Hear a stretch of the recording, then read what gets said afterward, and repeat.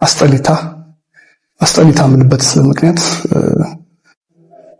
ሰው ልጅ በሲልክ እያሉ ተመልካቾች የጠበቁት ዘወትር ደሳለኝ ዳግም በኢቢኤስ ካሜራ አይታይም። አንዳንድ ሰው አመል በጣም አስቸጋሪ ነው። ፍቅር እንዳባጨጓራ የሚኮሰኩሰው ሰው አለ። ስታቅፉት አንገላታችሁኝ፣ ስትስሙት ነከሳችሁኝ፣ ስታስቡለት አሴራችሁብኝ የሚላችሁ ብዙ ሰው ነው። እንደዚህ ያለውን ሰው በህይወት ውስጥ ይዞ መቀጠል። ተንሱ ማንም ሰው ሲለቅ አስተያየት አይሰጥም። አብረውት የሰሩትን ያከብራል። ቀጣይ ወዳጅነታቸውን ስለሚፈልግ ዳንኤል ተገኝም ቁጥብ ነው። እንደሷ አፍ አውጥቶ እንዲህ ብሎ አይናገርም።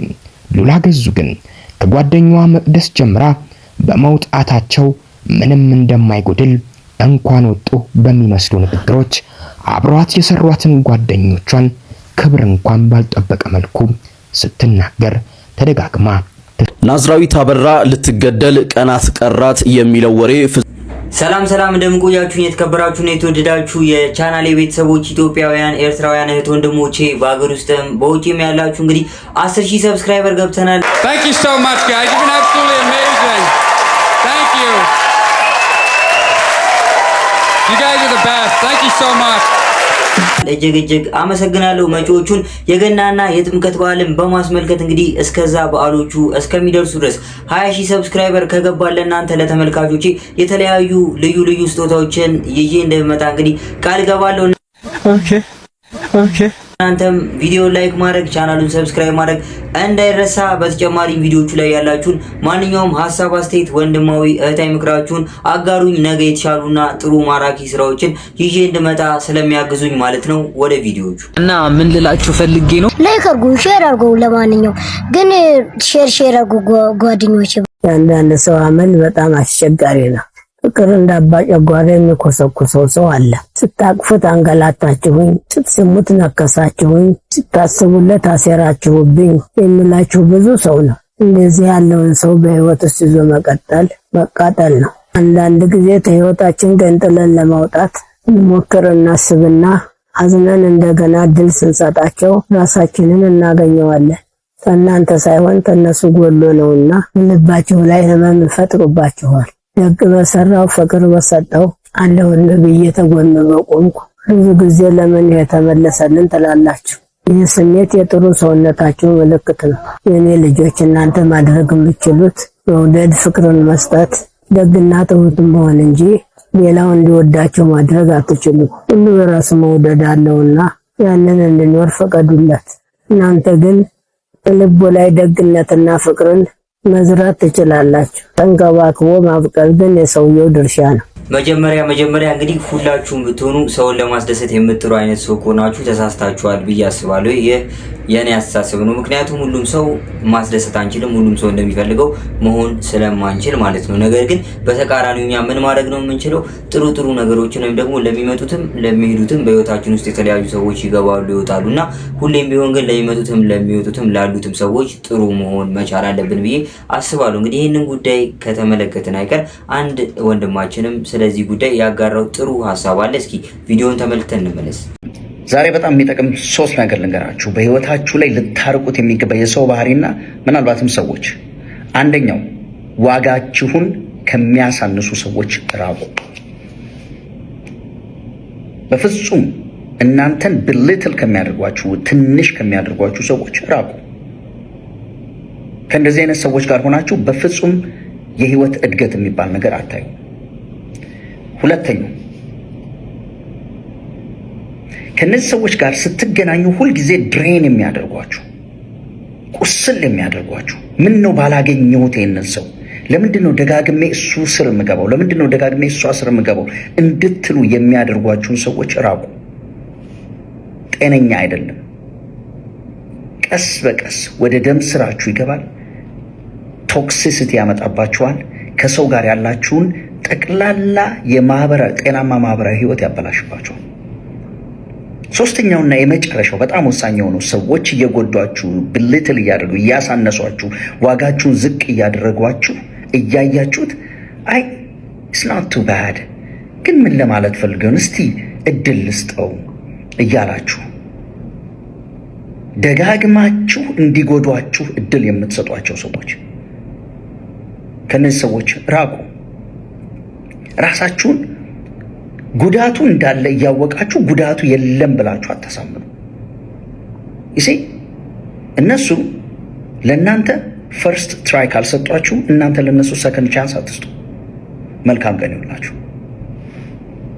በትክክልም ልንስማማበትና አክሰፕት ልናደርገው የሚገባ ሀሳብ ይመስለኛል። ምክንያቱም እንግዲህ እኛ ፈጣሪነታችንን የሚያበረታቱ ፈጣሪነት ስንል ክሬት የምናደርጋቸው ነገሮች የሚያበረታቱ እንዲሁም ስራዎቻችንን የሚያደንቁ ሰዎች በዙሪያችን ከሌሉ ጭንቅላታችን ምንም ነገር መስራት እንደማይችል እስከሚሰማው ድረስ የሚያደርጉ ሰዎች ከሆኑ ያሉት ለኛ ጉዳቱ እንጂ ጥቅሙ ይሄን ያህል ብዙም አይታየኝም። ይህ የኔ ሀሳብ ነው።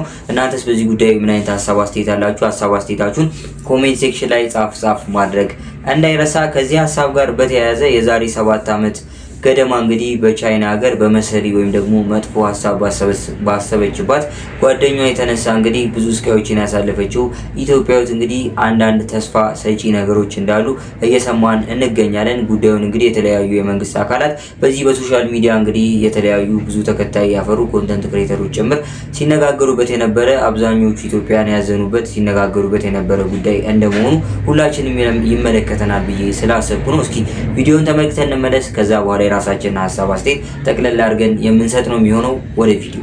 ናዝራዊት አበራ ልትገደል ቀናት ቀራት የሚለው ወሬ ፍጹም የውሸት ነው፣ እባካችሁ ቤተሰብ አታስጨንቁ የሚል መልእክት ተሰምቷል። እንዲያውም አሁን ከቻይና የተሰማው መረጃ ተስፋ ሰጪ ነው። የሞት ቅጣት ወደ እድሜ ልክ ተቀይሮ የነበረ ሲሆን አሁን ደግሞ ቅጣቱ ይበልጥ እንዲቀልላት ሁለተኛ ይግባኝ ቀርቦ በሂደት ላይ ይገኛል። ናዝራዊት እስር ቤት ውስጥ ሆናም ተስፋ አልቆረጠችም። ባላት የቻይንኛ ቋንቋ ዲግሪና በእንግሊዘኛ ችሎታዋ ለሌሎች የቻይና እስረኞች ትምህርት እየሰጠች ነው። እዛም እጅግ ተወዳጅ ሆናለች። መጽሐፍት እያነበበች ራሷንም እያበቃች ነው። ጠቅላይ ሚኒስትር ዶክተር አብይ አህመድ ለናዝራዊት ቤተሰብ ደውለውም ጉዳዩን በቅርበት እየተከታተሉ መሆኑን አረጋግጠውላቸዋል። ከሁሉም በላይ ደግሞ በቅርቡ እህቶቿና ፓይለት ወንድሟ ቻይና ድረስ ሄደው ናዝራዊትን በአካል አይተዋታል፣ አበረታተዋት ተመልሰዋል። ስለዚህ ያልተጣራ ወሬ እያወራን ቤተሰብን በድንጋጤና በሰቀቀን አንግደል። ፈጣሪ የተጀመረው ተስፋ ተፈጽሞ በሰላም ለሀገሯ ያብቃት። ሁላችንም ናዝራዊትን በሰላም ለሀገርሽ ያብቃሽ እያልን በየሃይማኖታችን እንጸልይላት። ይህንን ቪዲዮ ለሌሎችም ሼር አድርጉላቸው። መልካም ጊዜ። እንደነገርኳችሁ እንግዲህ በመጥፎ ጓደኛዋ ሀሳብ ጠንሳሽነት ለዚህ ሁሉ የበቃቸው የዛሬ 7 ዓመት ገደማ ነበረ። ታዲያ እህታችን እንግዲህ ወደ ቻይና በምታመራበት ወቅት አደንዛዥ ዕፅ በቦርሳዋ ወይም ደግሞ በያዘችው ሻንጣ ውስጥ በመክተት የተለያዩ ግፎች እንዲደርሱባት እንግዲህ 7 ዓመት ህይወቷን ወደኋላ በእስር ቤት ውስጥ እንድታሳልፍ አድርጋታለች። ብቻ እንግዲህ ራሳችሁንም ከእንደዚህ አይነት መጥፎ ሰዎች መጠበቅ መቻል አለባችሁ። እንግዲህ እህታችን ወደፊት ጥሩ ነገር ስለሷ እንደምንሰማ ተስፋ እናደርጋለን። ይህ ደግሞ የመላው ኢትዮጵያንና የቅርብ ቤተሰቦቿ ምኞት እንደሆነ ይታወቃል። ለእህታችን እንግዲህ ጥሩ ነገር ያጋጥማት ይህ የኔ ምኞት ነው። ቤተሰቦች ወደ ኔክስት ቪዲዮ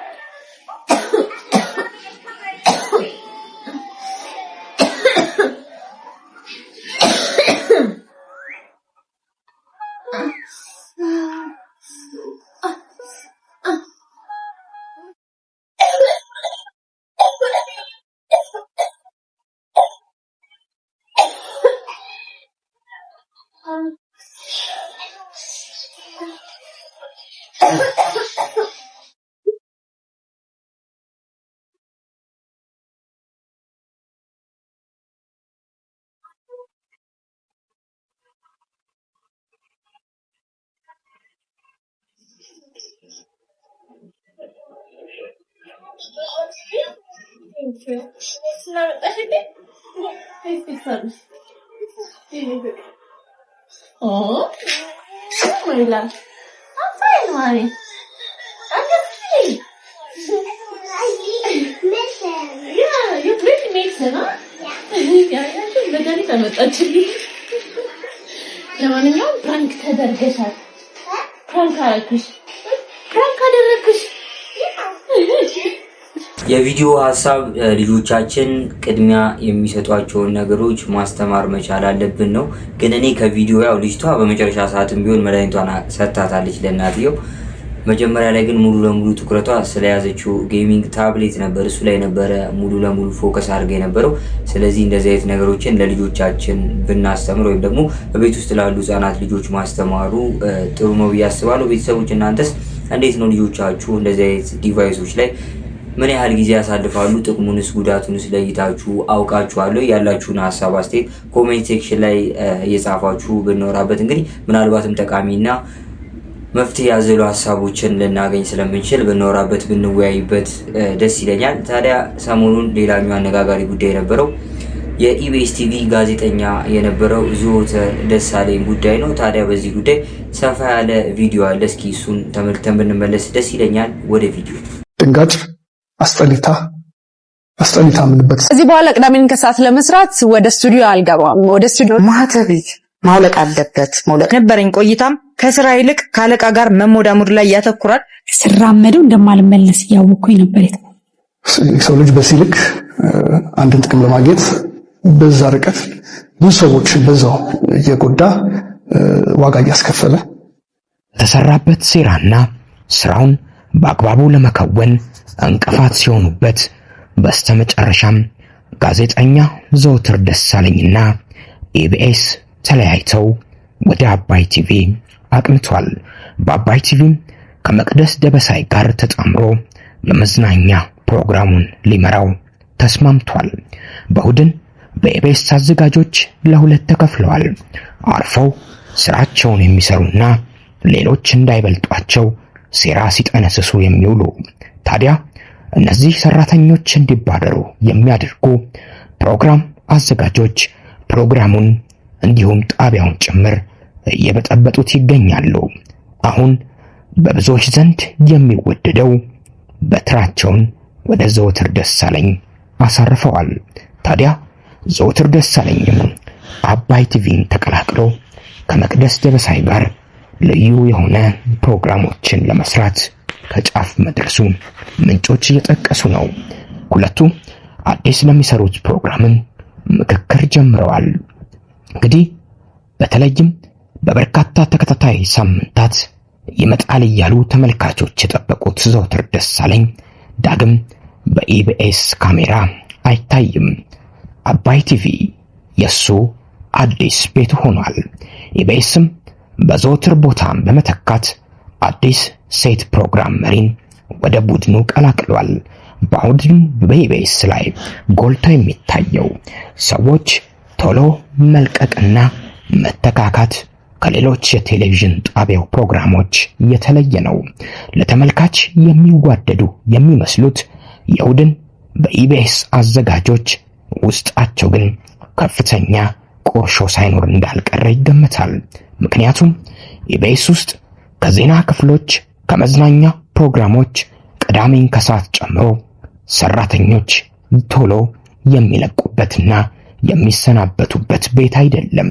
ይልቁንስ ኢቢኤስ ሰራተኞችን እንደ ቤታቸው አድርገው በመስራት ረጅም ዓመታት የሚቆዩበት ከሌሎች ቴሌቪዥን ጣቢያዎች በተሻለ ጥራት ያለው በሰራተኞች የሚቆረቆርና ሰራተኞች የሚቆዩበት የሚለወጡበት ቤት ነው። ይህን ግን ለእሁድን በኢቢኤስ ፕሮግራም አይሰራም። በዚህ ፕሮግራም ሰላም የለም። ቁርሾች፣ አሳልፎ መስጠቶች፣ ሴራና ደባዎች አሉ። ከራኬብ ጀምሮ አሁን ዘወትር ደሳለኝ ጋር ደርሷል። መቼም በርካቶች ከሚያደንቋቸው ሁሉም ፕሮግራም ውስጥ ቢገቡ ፕሮግራሙን የማሳመር አቅም ካላቸው የኢቢኤስ ጋዜጠኞች መካከል አንዱ ዘወትር ደሳለኝ ነው። ጭፈራ፣ ጉብኝት፣ መዝናኛ፣ ቃለ መጠይቅ ሁሉም ነገር ላይ የተካነ በመሆኑ በሰዎች አይን ውስጥና ልብ ውስጥ ቶሎ ገብቶ ተወዳጅነትን አትርፏል። በአቀራረቡ ወደር የለውም። በተለይ የተለያዩ የውጭ ሀገር ዜጎችን እንግዳ አድርጎ የሚያቀርብበት ፕሮግራሙ በእሁድን በኢቢኤስ ተወዶለት ነበር።